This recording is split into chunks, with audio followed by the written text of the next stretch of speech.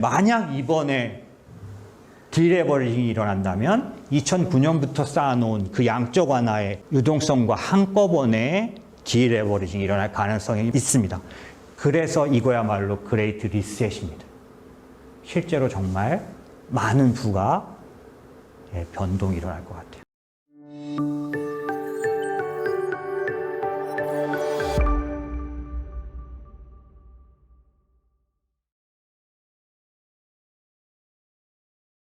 제가 오늘 정말 말씀드리고 싶었던 내용입니다. 좀 더 시장을 장기로 바라보면 투자 쪽에서는 타임 호라이즌이라고 하는 게 있습니다. 내가 얼만큼 투자할 건지를 정하는 거예요. 이건 포트폴리오에 있어서 가장 중요한 세 가지 요인 중에 하나입니다. 몇 년간 운영할 거냐에 따라 우리의 위험 비중은 달라질 수 있습니다. 짧게 운영할 거고 정해진 시간에 써야만 하는 목적을 가진 돈은 절대로 투자하면 안 됩니다. 이거는 투자의 첫 번째 원칙, 유동성도 굉장히 제일 중요한 요인이죠. 앞으로 6달 뒤에 우리 아들 장가 가는데 써야 될, 걔 전셋값으로 써야 될 돈인데 투자하시면 안 됩니다. 왜냐하면 6개월 동안 주식시장은 묶여 있을 수도 있어요. 그러면 망한 거 아닌가요? 아니요, 그렇지 않습니다. 지금처럼 작년도처럼 이렇게 세게 올라왔으면 조금 더 강하게 길게 조정할 수도 있습니다. 하지만 우상향을 향해서 갈 수 있는데도 불구하고 쉴 수 있어요. 그런데 그럴 때 작년도에 그 가파른 상승이 있었는데 이번에 조정은 아주 얇게 나타날 거라고 생각하시면 안 됩니다. 증시격언에 산이 높으면 골이 깊다 그랬어요. 무슨 얘기냐면 가파르게 상승을 하면 더 올라갈지언정 조정폭이 클 수밖에 없는 거예요. 하루 조정폭이 하루 그 변동성이라고 저희가 말하는 거죠. 그러면 다음 달에 우리 아들내미 장가 갈 때 전세금 대줘야 되는데 지금 바로 마이너스 30% 나 있을 수 있다는 거예요. 물론 내가 늘려서 원래는 1,000만 원이었는데 내가 불려서 1,300 됐다가 1,300에 마이너스 30% 난 거예요. 그럼 얼마인가요? 1,000만 원 깨지죠? 예, 그런 겁니다. 그래서 다음 달에 써야 될 돈은 투자하면 안 되고요. 예. 물론 6개월 뒤에 아들내미 장가 가는데 쓸 돈이라고 하더라도 선생님께서 갖고 계신 어떤 예금에서 갖고 와서 대신 줄 수 있으시면 투자하셔도 됩니다. 그걸 뭐라고 말하냐면 저희는 유동성 여력인 거죠. 내 자산 사이즈입니다. 그게 어떤 그 폭인 거죠. 내가 급하면 막을 수 있는 돈이 얼마냐. 은행 가서 급전을 땡겨도 쓸 수 있는, 물론 여기서 급전이 15% 이자 이런 건 아닙니다. 그런 이자 말고 한 2, 3%대로 얼마든지 땡길 수 있는 돈, 혹은 뭐 하나 바꾸면 되는 거, 이게 유동성이에요. 이게 되시면 당연히 3개월 뒤에 쓸 돈, 6개월 뒤에 쓸 돈 투자하셔도 됩니다. 하지만 만약에 2달 뒤에 우리 아들내미에게 주려면 내 중요한 뭔가를 깨야만 한다면, 그 뭔가가 연금 같은 거라면 이건 안 되는 거죠. 예, 이건 안 되는 겁니다. 그렇기 때문에 그건 투자할 수 없는 자금으로 저희는 보죠. 저희 인모스트를 찾아오셨던 분들 중에 날짜가 정해져서 있는 돈인데 투자하고 싶다 그러셔서 그냥 돌아가신 분들이 좀 계세요. 어쩔 수 없습니다. 저희가 받아서 운영해 드릴 수가 없어요. 네, 왜냐하면 저희가 앞으로 3달 뒤에는 얼마를 풀려서 돌려드릴 수 있다고 장담할 수는 없으니까요. 왜? 지금부터 30%, 40% 수익을 내다가도 중요한 그 달에 물릴 수 있잖아요. 그죠? 그런 것 때문에 장기로 시장을 바라볼 때 우리가 결정해야 될 것들은 조금 달라집니다. 지금 그걸 보자는 거죠. 자, 좀 중요한 얘기 드리려고 합니다. 이게 뭐냐면 죄송해요. 제가 재수없게 떨어지는 얘기를 왜 하냐 이렇게 생각하지 마시고요. 예, 왜냐하면 지금 시장에서는 뭘 사면 되냐 이거에 이슈에 제일 관심이 많으신 것 같아요. 제가 유튜브를 하잖아요. 그러면 제가 주제 다른 것 중에 뭘 사세요 하는 건 그래도 좀 열심히 보시는데 그 외의 것들은 별로 관심을 안 가지시더라고요. 그래서 제가 생각하기에는 되게 관심 있는 주제는 아니실지 모르지만 저는 정말 드리고 싶은 말씀입니다. 자, 잘 들어보세요. 그러니까 여러분들이 투자를 하셔서 1,000만 원을 3,000만 원을 만들어 놨어도 여러분이 그 돈으로 뭔가 하려고 하는데 직접 쓰지 않았으면 아직은 여러분 돈이 아닙니다. 왜냐하면 주식 투자는 승률 게임이 아니라고 말씀드리는데 9번에 걸쳐서 10%, 20%씩 수익을 내서 1,000만 원 갖고 3,000만 원을 만드셨다고 쳐도 그 3,000만 원 갖고 마지막으로 투자한 게 마이너스가 크게 나면 내가 불려놓은 거 다 줄어들고 또 몇 달씩 물려있게 될 수도 있게 됩니다. 그러면 아직은 내 돈이 아닌 거죠. 그렇기 때문에 저희의 타임 호라이즌은 어디까지를 봐야 하냐면 지금 이번부터 기대할 수 있는 앞으로 몇 년간의 장세 끝에 폭락하는 시장이 왔을 때도 내가 현금화할 수 있는 상태로 만들어 놓은 돈이 얼마냐? 이게 결과물이에요. 그런데 그 시장을 앞으로 2년 뒤, 3년 뒤, 4년 뒤에 있을 그 폭락 시장을 우리가 어떻게 피할 것인가라는 측면에서 잠깐 말씀을 드릴 거예요. 결론은 피할 수 없습니다. 무슨 얘기냐면 그때를 맞힐 수 있는 사람은 없어서 그래요. 언제나 금융시장의 하락은 예상과 다릅니다. 다만 방법은 있어요. 지금부터 말씀드릴 겁니다. 2009년도 금융위기 때의 모습입니다. 이때가 2007년도에서 2008년도, 이게 2009년도. 그래서 혹시 궁금하실까 봐 여기 연도가 들어가게 이렇게 해놨어요. 자, 이걸 갖고 제가 말씀드리고 싶은 건 이겁니다.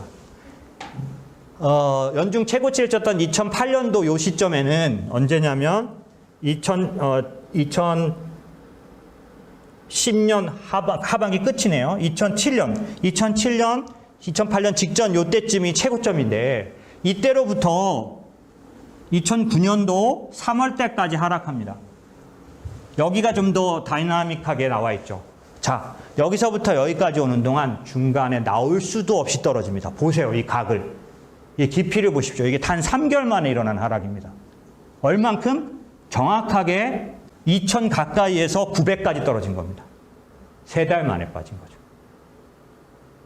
도무지 여기서는 빠져나올 수 없어요. 왜 그런지 말씀드려 볼게요. 2007년도에 고점 이후에 조정을 깊이 했습니다. 그런데 다시 금리 인하하고 그러니까 올라가서 얘보다 더 고점을 낸 거예요.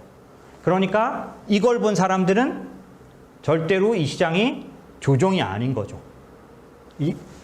이렇게 가거든요. 보세요, 여기도. 우상향 할 때는 올랐다가 내려오는데 전에 저점 안 가고 조금만 내렸다 더 올라갑니다. 내려왔다가 더 갑니다. 이게 상승장의 전형적인 패턴이에요. 여기서도 그렇게 보이는 거죠. 하지만 꼭지를 돌고 나서는 어떻게 할 수 없는 속도로 먼저 빠집니다. 그래서 여기서 받으셔야 될 교훈이 있는 거예요. 뭐냐? 첫 번째, 제가 사이클을 알고 투자 목적별로 포트폴리오라는 거를 알면, 예를 들어서 우리처럼 얼마 투자한 지 얼마 안 되는 사람은 직접 투자하면 사실 안 됩니다. 개별 주식의 매력에 빠져들면 따로 움직이게 돼요. 개의 40~50% 수익률의 그 만족도 때문에 시장을 안 봅니다. 그 주식은 시장이 망가져도 살 거라고 생각해요. 네. 그리고 그런 것들을 쫓아가다 보면 기본적으로는 전체적인 흐름을 챙겨서 갈 생각을 잘 못해요. 걔만 올라가니까. 조종할 때도 걔는 올라가니까. 그렇지 않습니다. 그렇기 때문에 사실 제가 권장드리고 싶은 건 투자를 시작하셔서 제가 만나고 있는 이번 달에도 25일 되면 제가 두 그룹에 가서 금융 세미나를 합니다. 한 그룹은 전국적으로 2~3천 명 하시는 온라인이니까, 그리고 한 그룹은 여기 강남구에 청장년들이 신청한 강남구청 강좌를 해요. 제가 정말로 말씀드릴 건 뭐냐면 투자를 천천히 배워나가는 동안에는 직접 투자하지 말고 처음에는 간접 투자로 하는 게 좋다. 어느 정도 공부가 쌓이고 자신이 쌓이면 직접 투자하는 게 좋다. 그리고 만약에 꼭 같이 하고 싶으면 정말 중요한 비중만큼은 간접 투자, 좀 잃어버려도 되는 만큼은 직접 투자하는 게 좋다. 저는 이렇게 이유들을 설명드릴 거예요. 어쨌든지 간에 그런 어떤 투자를 공부하고 어느 정도 시행착오를 겪으면서 이런 부분들 반드시 필요하고, 또 하나는 뭐냐면, 또 하나는 사이클이라든지 이 시장이 어떻게 움직이는가에 대한 이해가 필요한데, 그 투자 시장의 사계절에 대해서 말씀드리면서 여러분에게 제가 말씀드렸어요. 계절을 구분하는 가장 중요한 판단 지표가 뭡니까? 라고 여러분이 저한테 물어보셨어요. 봄에서 여름이 됐다는 판단 어떻게 합니까? 겨울이었다가 봄이 돼서 이제 투자해도 된다고 하는 그 판단은 뭘 보고 합니까? 라고 했을 때 제가 사계절을 구별하는 가장 뚜렷한 여러 가지가 있어요. 왜냐하면 2020년 12월 세미나였던 것 같습니다. 봄이 오는 소리 5가지란 얘기를 제가 가르쳐 드렸어요. 봄 장세를 구별하는 5가지 시그널, 5가지 보이스. 그래서 제가 이 자리에서 오스트리아 왈츠 봄의 소리 틀어드렸죠. 봄의 소리는 이런 겁니다. 라고 그렇게 말씀드렸지만 그것보다 더 명확하고 뚜렷한 한 가지가 있다. 뭐라 그랬죠? 계절을 구분하는 가장 커다란 시그널은, 지표는 금리입니다. 금리. 겨울. 말 그대로 겨울입니다. 이 겨울에서 봄으로 이제 투자해도 되는 구별은 금리가 인하되다가 인하를 멈추고 더 이상 인하하지 않는 걸 확인할 때부터 봄입니다. 그러면 봄에서 여름을 구별하는 건요. 금리가 인상되기 시작하면 여름입니다. 그러니까 봄 동안에는 금리가 인상도 인하도 아닌 거예요. 동결인 거죠. 지금 현재 금리는 계속 동결되고 있죠. 네, 정말 경기가 좋아지면 이제 한국은행은 금리를 올리기 시작합니다. 금리가 계속 올라가는 기간 동안은 뭐라고요? 여름이요. 금리가 올라가다가 상승을 멈추고 옆으로 가는 기간이 있습니다. 이걸 뭐라고 해요? 가을이요. 금리가 다시 인하되기 시작합니다. 겨울이요. 자, 여기서 금리 인하가 시작됐습니다. 늦었어요. 2007년 연준의 착각. 연준의 FRB FOMC 회의에 이사회 FOMC 의사록은 5년 뒤에 공개됩니다. 2007년도에 연준이 했던 의사록이 5년 뒤에 공개됐어요. 그 자리에서 누가 무슨 말을 했는지가 다 나왔습니다. 여기서 옐런이 무슨 말을 한지 제가 알고 있습니다. 기록을 봤기 때문에. 자, 2007년도에 버냉키가 금리 인하를 주저합니다. 모기지 서브프라임 모기지 주택 관련된 그런 버블이 아직은 문제가 크지 않다라고 말합니다. 금리 인하를 계속 미뤄요.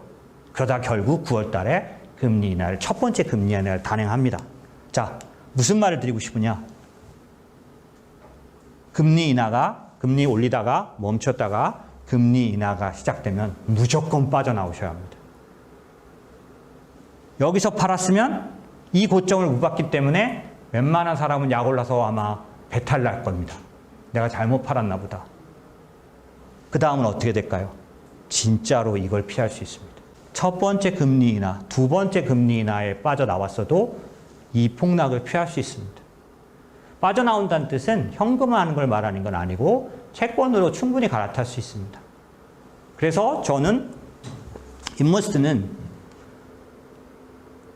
프로답게 하지 않고요. 아마추어처럼 가을부터 채권을 점점 늘릴 겁니다. 겨울이 오기 전에. 예, 왜? 저 금리 인하에서 다 팔자고 하면 여러분이 다 잠을 해지하실 거예요. 왜? 여기서 팔았다. 여기 갔을 때 여러분들 저한테 멱살 잡으러 오시지 않겠어요? 왜 그 자산을 다 팔아가지고 네가 뭐 해 먹으려고. 그렇지 않겠습니까? 그런데 결론은 어때요? 이게 한 번일까요? 매번 이랬습니다. 절대로 피할 수 없어요.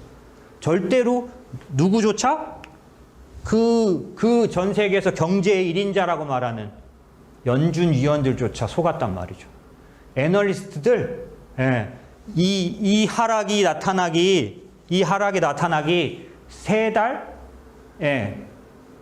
전에 현대중공업 목표 주가 55만 원 내놨던 애널리스트가, 예, 이쯤 와가지고 30만 원을 한 번에 빼버렸어. 한두 달 사이에 딱 3달 만에 현대중공업 목표 주가가 30만 원을 그냥 날려버렸어. 20만 원으로 확 낮춰버리더라고. 세상에 현대중공업 같은 대형주가 어떻게 3달 만에 그렇게 실적이 없어지죠? 그들도 몰랐던 거예요.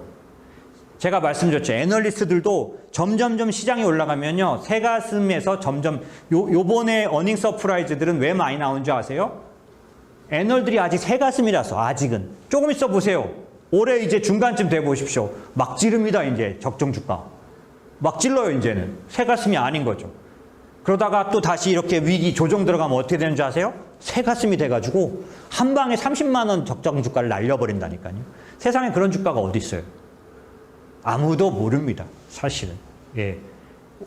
중요한 건 원칙에 따라 움직이는 거. 순간적으로 짧은 시간 안에는 답이 안 나올 수 있지만 결국 지나고 보면 중요한 관리인 거죠. 그래서 여러분에게 말씀드리고 싶은 건 이때 이런 관리를 하십시오라고 말씀드리는 게 아니라 지금부터 저희는 고민합니다.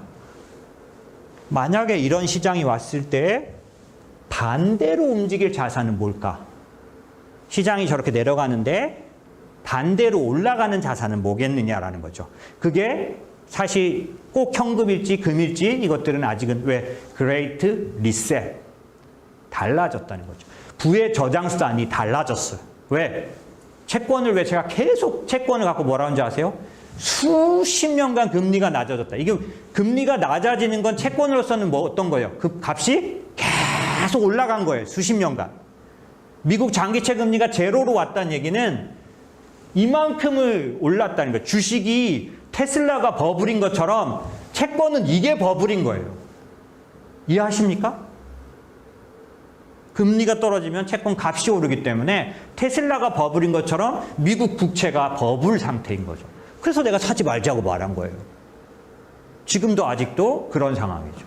그렇기 때문에 기본적으로 이때 저는 뭘 찾고 있느냐? 상관관계가 언한, 다른, 반대로 움직이는 상관관계가 없는 자산을 저는 지금부터 고민해서 여러분에게 답을 드릴 거예요. 물론 저희에게 돈을 맡기신 고객들의 돈을 안전하게 움직이고자 하는 거고 저한테서 빼가지 않으시면 저는 원칙대로 할 겁니다. 그런 측면에서는 여러분들에게도 동일한 어떤 원칙을 제안드립니다. 앞으로 1년 내에 있을 것 같다고 저는 생각은 하진 않아요. 하지만 어느 날 옵니다.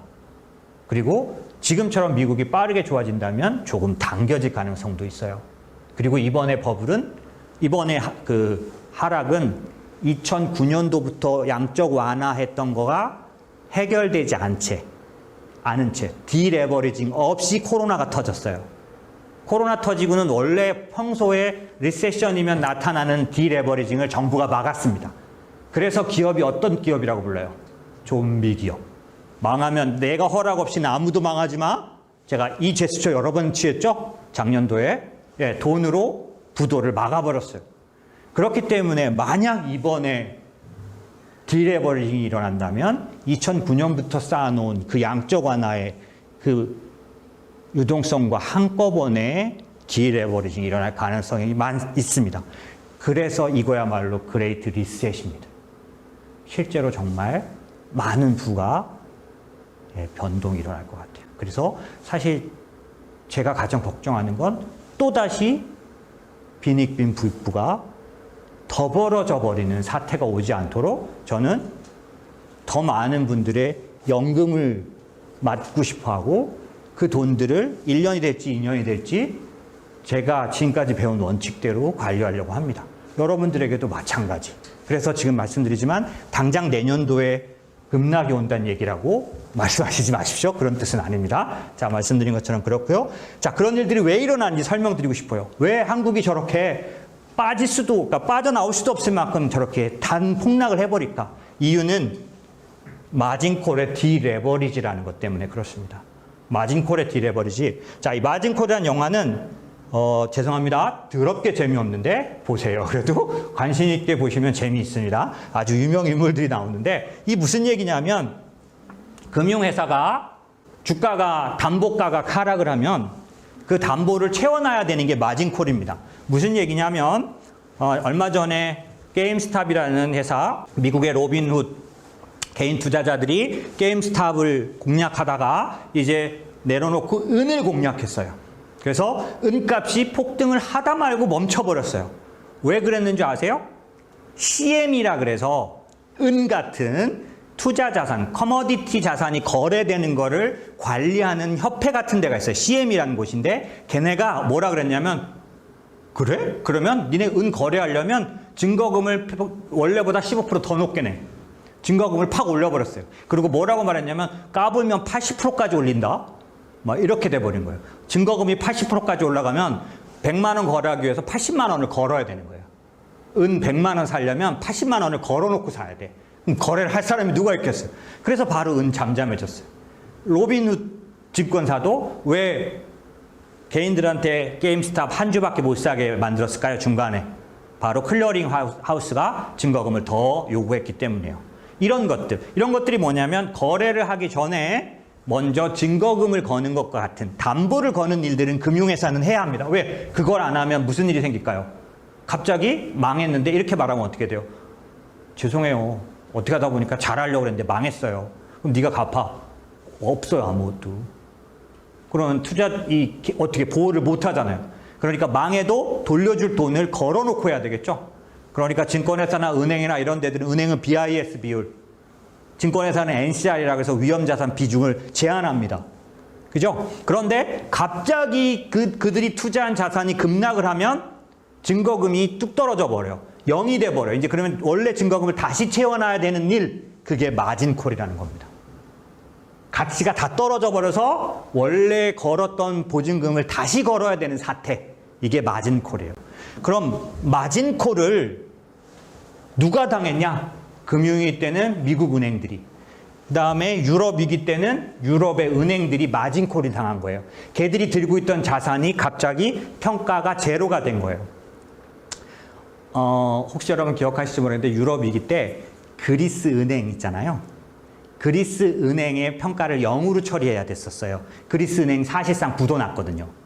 그러니까 만약에 프랑스의 어떤 은행이, 프랑스 유명한 은행 뭐 있나요? 방카 뭐 이렇게 들어간 데 있어요. 어쨌든 프랑스 은행이 그리스 채권을 들고 있었는데 얘를 0으로 처리하라는 거예요. 그러면 원래 프랑스 은행이 BIS 비율을 얼마를 맞춰놨었는데 그 중에 많이 차지하고 있던, 사실 그 당시에 영국과 프랑스 은행이 그리스 채권을 정말 수도 없이 들고 있었어요.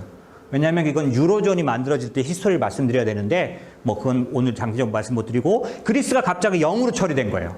부도, 테크니컬 부도라고 하는데 테크니컬 부도 처리되니까 원래 그리스 채권까지 합쳐서 100억을 담보로 갖고 있었는데 그 중에 50억이 0으로 처리되면 50억 다시 넣어야죠. 그게 마진콜이에요. 그러면 50억을 현금으로 넣어야 된단 말이에요. 아니면 자산으로 담보로 갖다 걸어야 되니까 얘들이 어딘가의 자산을 팔아서 현금으로, 왜냐하면 이때 유럽은 물건을 안 받았어요. 부도율이 높아져서 현금만 인정하던 시기예요. 그래서 현금으로 갖다 넣기 위해서 제일 먼저 어디를 팔았느냐? 한국을 팔았습니다. 한국의 주식과 채권을, 원자재를. 여러분, 제가 그날 주일이었는데 일요일 날 오후가 생각납니다.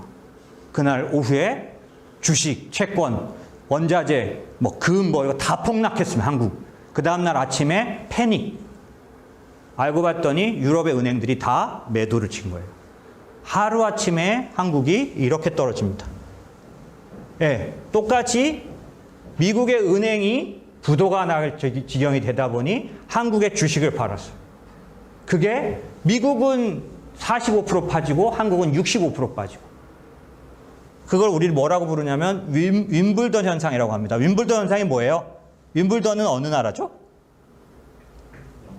영국의 윈블던 테니스 대회에 영국 사람은 없다는 거예요.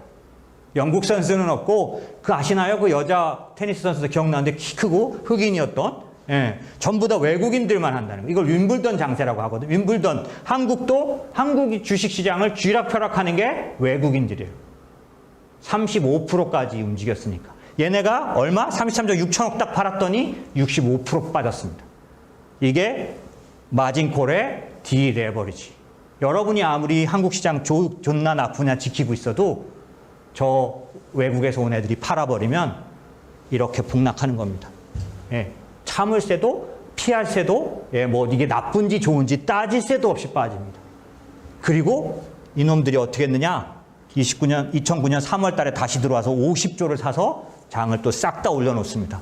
여기서부터 900포인트부터 시작해서 2009년도 끝나고 2010년도, 11년도까지 기존 지수보다 더 올라갔죠. 전 세계에서 한국 주식 상승률 1등. 2011년까지 9, 10, 11, 2년간, 3년간 한국이 1등이었어요. 왜?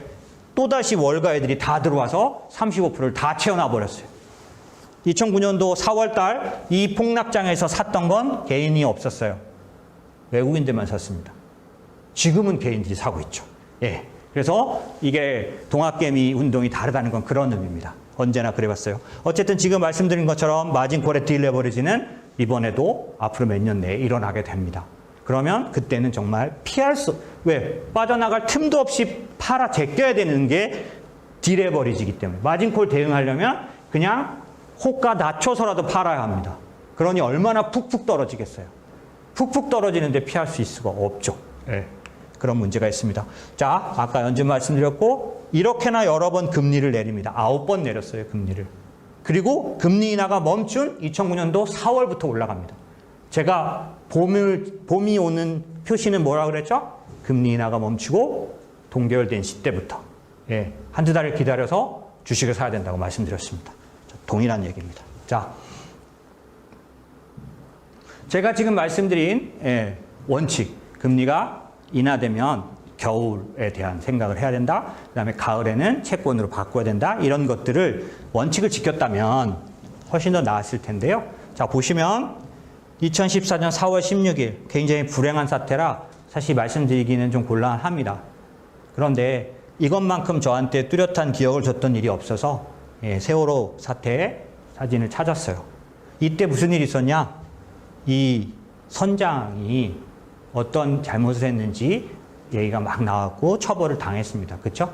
근데 제가 말씀드리고 싶은 건 뭐냐면 이 사람이 평소에 원칙을 지키기만 했다면 이런 일이 안 생겼을 것 같아요. 너무 많은 짐을 실은 늘 그냥 하는 부정적인 행동이지만 원칙대로만 했다면 그 다음에 원칙대로 자기가 끝까지 배를 지키고 사람을 먼저 살리려고 했다면 그 자리에 있으라고 말하지 않았다면 이렇게 많이 죽지는 않았을 거예요.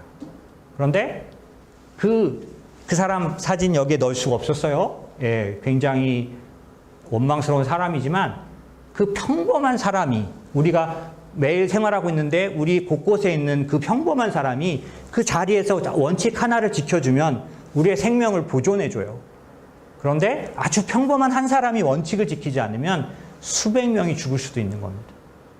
저는 그런 생각을 합니다. 제가 원칙을 지키고 약속을 지킨다면 저희 고객이 꽤 많으세요. 그 많은 고객의 자금을 중요한 돈들을 지켜드릴 수 있는데 제가 만약에 이 사람처럼 원칙을 지키지 않으면 굉장히 많은 일들이 저처럼 평범하고 그 다음에 아까 그 선장처럼 사실은 우리가 그냥 쉽게 볼 수 있는 각자의 자리에서 그냥 역할을 하고 있는 사람들이 자기 역할을 할 때 원칙만 지켜준다면 우리 애들이 죽는 그런 일이 생기지 않습니다.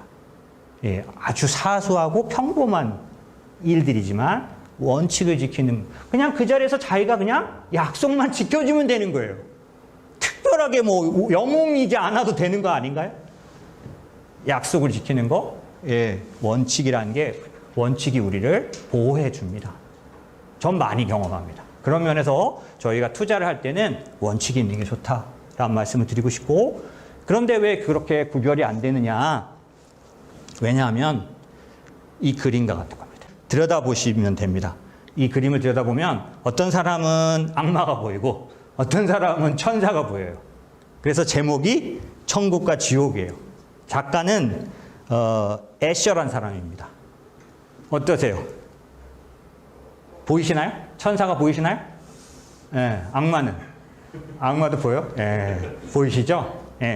이게 무슨 얘기냐면 자기가 보는 대로 보여요. 그죠? 애셔의 아주 유명한 작품입니다. 무슨 말 하고 싶으냐면 내가 공포에 젖어 있을 때 이렇게 얼어 있을 때는 공포스럽게 보입니다. 내가 탐욕 가운데 있을 때는 싸게 보이는 거예요. 낮아 보이는 거예요. 근데 중요한 건 내가 어떠냐, 내가 뭐가 보이냐보다 사실이 뭐냐죠. 지금 시장은 사실이 뭐냐는 거죠. 그러면 객관적인 시장을 보려면 어떻게 해야 돼요? 나만 보이는 걸 봐서는 안 되는 겁니다. 그죠? 그런 측면에서는 심리적으로 투자하면 안 됩니다. 합리적으로 투자해야죠. 합리적 이성을 사용해야 되는데 자기 돈에 대해서 합리적인 사람은 누누이 말씀드리지만 한 명도 없습니다. 행동재무학에서 여러 번 수십 년간 실험을 했는데 그 유명한 경제학자들조차도 자기 돈에 대해서는 합리적이지 않습니다. 이성적이지 않습니다. 그래서 돈에 대해서는 자기의 생각을 객관적으로 점검해 볼 수 있는 대상이 있는 게 좋습니다. 그래서 저희가 자문회사를 차렸어요. 우리가 고객들보다 훨씬 더 똑똑하고 훨씬 더 엄청난 돈을 벌 수 있어서가 아니라 고객들이 그냥 스스로 결정해서 사고 팔아버리는 것보다는 우리의 의논을 통해서 걸러줄 수 있다는 게 중요한 자문의 역할 중에 하나입니다. 물론 저희의 전문성도 당연히 들어가겠죠. 하지만 어쨌든 시장에서 우리가 빠지지 말아야 할 중요한 오류는 나만 그렇게 생각하는 거에 속지 말아야 합니다. 그런 측면에서 마지막으로 말씀을 좀 드리면 목표를 가져주십시오. 내 돈은 어떨 때 내 돈이다? 이 시장에서 빼내서 우리 아들한테 보내줬을 때, 이 시장에서 빼내서 내가 뭘 샀을 때, 내가 이 시장에서 돈을 빼서 전세값을 냈을 때, 내가 이 시장에서 이 돈을 빼서 집 뭐라도 사놨을 때, 이때 내 돈입니다. 그 이전까지는 아직 엑시트하지 않은 투자 상태의 돈이죠. 그럼 우리의 목표는 몇 프로가 아니라 뭐예요? 빼서 저기까지 가 있는 돈이 얼마가 되게 만들 거냐. 특별히 여러분들의 연금은 노후에 찾아 쓸 현금화돼 있어야 되겠죠. 예, 그렇기 때문에 너무 수익률에 집착하지 마시고 실제로 정말 앞으로 올라갈 수 있는 기회는 있습니다. 다만 말씀드린 것처럼 시장이 변했고 조건이 변했으니 다른 눈으로 바라볼 필요가 있어요. 관전 포인트가 달라졌습니다. 그걸 보셔야 할 것 같고요. 그렇게 하는 이유는 뭐냐? 앞으로 1년 뒤, 2년 뒤, 3년 뒤에 내가 애써서 갖고 놓은 돈이 정말 의미 있게 어떤 대상으로 이전될 수 있도록 나이스하게. 저의 목표는 연착륙. 저런 하락이 오더라도 여러분들의 돈이 분명하게 어떤 대가가 있는 대로 바꿀 수 있도록 주식시장에서 녹아지지 않도록 꿈같이 숫자로만 봤던 기억이 아니도록 예, 그렇게 만드는 게 제 목표입니다. 그런 측면에서 여러분들도 그런 목표로 이제 세우시고 그다음에 저희하고 함께 1년, 2년, 3년 같이 가셨으면 좋겠고요. 오늘 제가 말씀드린 그런 얘기들, 특별히 붕괴는 급한 하락은 반드시 있습니다. 아까 제가 마진콜 디레버리지 현상을 말씀드렸잖아요. 그러니까 제가 무슨 설명하려고 하냐면 여러분들 이런 의문이시잖아요. 아니 테슬라를 왜 팔아? 아무리 빠져도 안 팔면 되지. 애플이가 어디 가겠어? 그죠? 그렇게 생각하실 수 있어서 제가 말씀드린 거예요. 맞아요. 애플은 어디 안 가는데 저놈들이 팔 수밖에 없다니까요. 그럼 값은 3분의 1 토막 날 수 있습니다. 애플의 가치는 사라지지 않지만 우리 평가 금액은 떨어질 수 있어요. 참으시면 됩니다. 그런데 하나의 종목에 들어가 있는데 평가 금액이 막 50%씩 깎이면 굉장히 힘듭니다. 그래서 저희는 개별 종목 투자보다는 조금 더 분산 투자 권유드리는 거예요. 우량한 자산 여러 군데로 나눠져 있는데 저걸 못 피했다. 나는 뭐 얼마든지 참겠다. 좋습니다. 아주 좋으신 태도고요. 자산에는 굉장히 도움이 됩니다. 그런데 그럴 때 단 하나의 종목 안에 다 몰아놨을 경우 굉장히 마음의 부침이 힘듭니다. 그렇기 때문에 저희들이 권유를 드리는 건 조금 더 분산 투자하시고 가능하면 가을이 됐을 때 미리미리 아까 제가 말씀드린 상관관계가 반대이거나 또 없는 자산으로 옮겨 놓으시는 작업을 하시면 또다시 봄이 오죠. 여기 혹시 젊은 분들 계시다면 투자는 이제 생활입니다.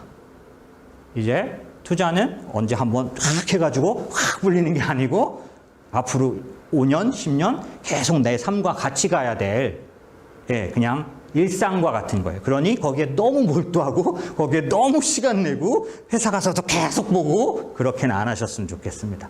계속 할 일을 매일같이 그렇게 집중적으로 하다가는 졸도하죠.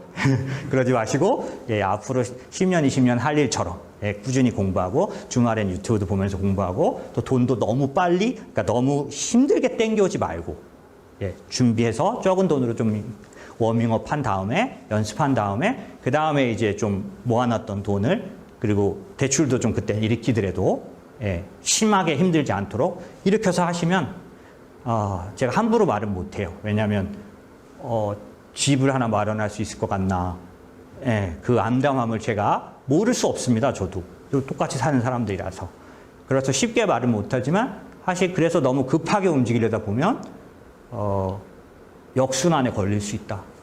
그러면 너무 힘들 수 있으시니까 조금 천천히 가면서 길게 갈 수 있도록 제대로 갈 수 있도록 좀 그런 기회가 되셨으면 좋겠고 저희가 그런 면에서 어찌됐든 좀 느리고 좀 답답해 보여도 저희 아는 바를 계속 말씀을 드릴게요. 그래서 가능하면 같이 하시면 좋겠습니다.